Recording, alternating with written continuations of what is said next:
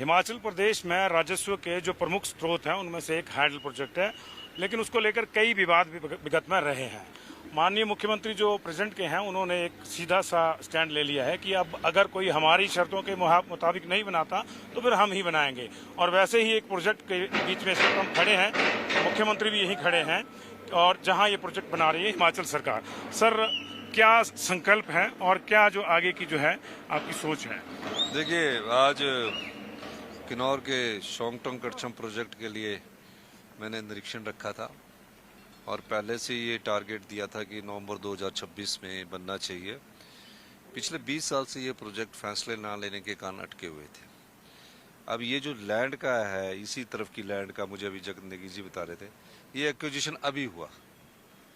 जब प्रोजेक्ट आपका बनना है तो अभी 1 साल पहले, 1.5 साल पहले आप लैंड एक्वायर करते हो, तो इसमें कमियां क्या है? हमारी सरकार को तो अभी 2 साल 9 दिन हुए हैं, 2 साल 2 दिन और है अभी 2.5 साल के लिए। तो हमने दूसरी बार प्रोजेक्ट का मायना किया। इससे पहले मैं और नेगी जी पहले भी देख के थे, कई मीटिंगें की। आज खुशी इस बात की है कि पिछले साल ये सारा नीचे नदी में बह गया था। अब चाहे जितना तेजी से भी पानी आए, बरसात से पहले इसको ये पूर्ण कर देंगे, जो कि आज की मेरे साथ बातचीत हुई है उसमें इन्होंने कहा है। जो इसके ट्रांसफार्मर की बात है जिसमें बिजली पैदा होनी है, उसके कभी मुझे अभी एमडी और इन्होंने कहा है कि 2-3 दिन में हम फैसला कर देंगे और हम चाहते हैं कि नवंबर 2026 से पहले ये बन जाए। क्योंकि कई बार क्या होता है कि सरकार की जो कंपनी होती है, पावर कारपोरेशंस और बिजली बोर्ड था जो प्रोजेक्ट, उन पर उंगलियां उठती रही, उन पर ये उंगलियां उठती रही कि ये बना नहीं सकते, इनकी कैपेसिटी नहीं है। जबकि SJVNL में बिजली बोर्ड के ही इंजीनियर गए, उन्होंने होंगे 1500 मेगावाट की SJVNL का नाथवा झाकड़ी पावर प्रोजेक्ट बना और उसने उसकी तस्वीर बदल दी। तस्वीर क्या बदल दी कि हमारा बजट 58,000 करोड़ का है और 60,000 करोड़ उनकी उस कंपनी का एनुअल टर्नओवर 67,000 करोड़ रुपए का। तो 1500 और 500 मेगावाट के रामपुर ने उसकी किस्मत बदल दी। उसी तरह शोंगटोंग भी हिमाचल के लोगों की किस्मत बदलेगा। हमारी संपदा पानी पर ये बनने वाला सबसे बड़ा प्रोजेक्ट है और मुझे लगता है कि जब ये बनकर नवंबर 26 में होगा तो 1,000 करोड़ रुपए की रेवेन्यू हमारे को सीधे तौर पर इससे मिलेगा। उसके अलावा और प्रोजेक्ट पावर कारपोरेशन बनने की भी ये पूछने वाला क्या और क्या पाइपलाइन है?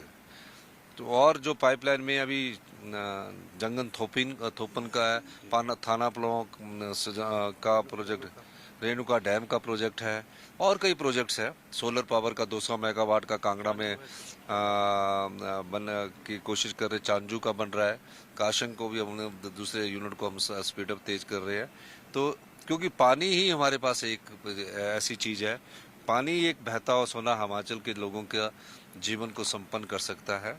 इससे पहले शांता कुमार जी ने इसकी फ्री रॉयल्टी की बात की थी, हमने उसको आगे बढ़ाया 12, 18, 30 और 40 के उद्देश्य। तो लोग हंसते थे, अब लोग कहते हैं कि नहीं ठीक हो रहा है।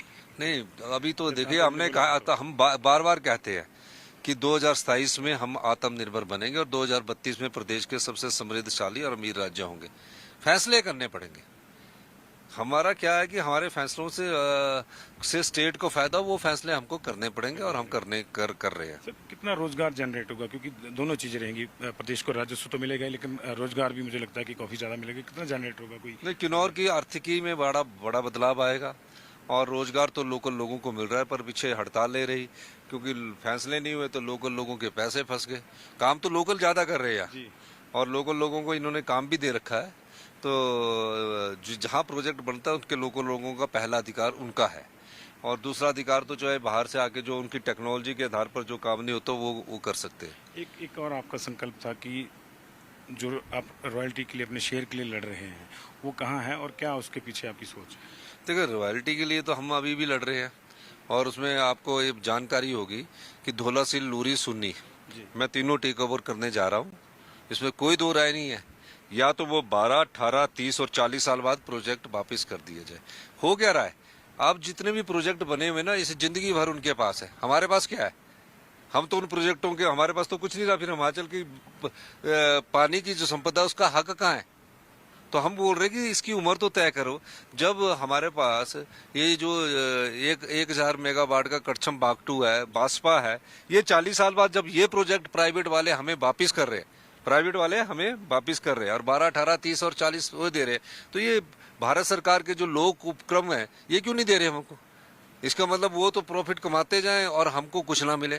सर्दी में हम 5 से 7 रुपए पर यूनिट बिजली खरीदे, हिमाचल के लोग बेचारे जो जनता है उनकी जेब में पैसा ना हो, छोटी मोटी नौकरी के लिए तड़पते रहे। अगर लोगों के जेब में पैसा डालना है तो इस पानी की संपदा का जब धन होगा और हमारे अधिकार मिलेंगे तो हम तो ऐसे ही इस हिंदुस्तान के सबसे रिचेस्ट प्रदेश हो जाएंगे। सर, जब तक ये टेन्योर समाप्त होता है इस सरकार का, आपका कितने मेगावाट हम लोग जो है एक्स्ट्रा जनरेट कर लेंगे? मेरा ये मानना है कि सोलर में हमने 100 मेगावाट 200 मेगावाट का रखा है और 500 मेगावाट हम सोलर में कर लेंगे और हाइड्रो में ये प्रोजेक्ट बन जाएगा और बाकी जो प्राइवेट प्रोजेक्ट जिनका 60% काम नहीं हुए हैं उनके फैसले हम अभी 1-2 कैबिनेटों में पूरा करके आगे बढ़ेंगे। एक और बड़ी यहाँ पे एक संभावना है विंड एनर्जी की। बहुत पहले 1995 में थलौट में एक लगी थी, अब बंद रहती है। आते जाते उसको देखते हैं, फोटो खिंचवाते हैं, लेकिन ऐसी वैलीज हैं वहाँ बहुत ज़्यादा पावर होती है विंड में और टर्बाइंस को वो अच्छे से हैंडल कर सकती है। देखिए, विंड एनर्जी के साथ ही जियो थर्मल एनर्जी की भी है। तो अभी हमारी मुझसे मिलेंगे आज थर्मल एनर्जी वाले जिन्होंने यहाँ टापरी में हमारा एक सीए स्टोर बनाया है और बना रहे हैं और कि उन्होंने बोला किन्नौर और पार्वती वैली में थर्मल का बहुत ज्यादा स्कोप है, तो उससे भी एनर्जी पैदा करने के लिए हम सोच रहे हैं। एनर्जी के लिए हमारे दरवाजे खुले, कोई आए लगाए और हमको अपना हिमाचल के लोगों को हमारा अधिकार दे, कोई रिस्ट्रिक्शन नहीं है। हमसे बातचीत करने के लिए धन्यवाद। Thank you.